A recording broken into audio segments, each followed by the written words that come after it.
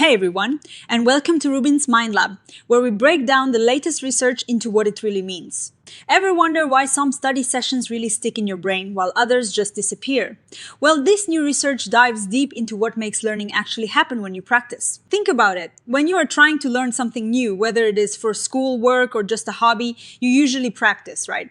But what part of that practice is actually making you smarter? Is it just seeing the information over and over? Is it trying to remember it and succeeding?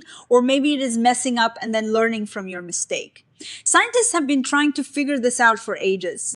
And this study uses some really cool computer modeling to get to the bottom of it. So these researchers wanted to understand how different things that happen during practice, like just seeing something again, successfully recalling it, or fixing errors, all add up to learning. They used computers to build models of these different learning parts. They looked at two different learning situations, one where you get feedback and one where you don't. And what they found is pretty neat because it shows that learning isn't a one-size-fits-all thing. It changes depending on what kind of practice you are doing. Essentially, they're asking when you practice, what are the key ingredients for learning?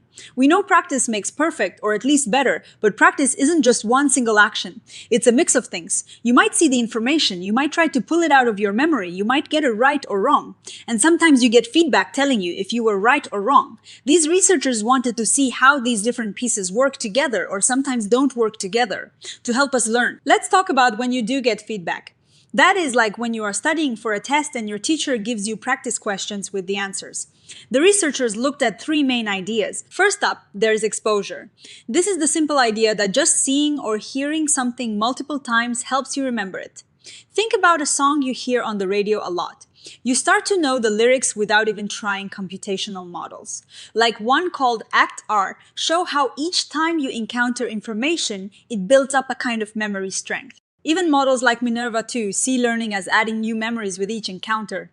The key here is that exposure means learning can happen just by seeing the stuff again, no matter if you're actively trying to recall it or not. Then there is successful retrieval. This is the idea that truly learning happens when you actively try to remember something and you get it right. It's not just about seeing it, but about pulling it out of your memory.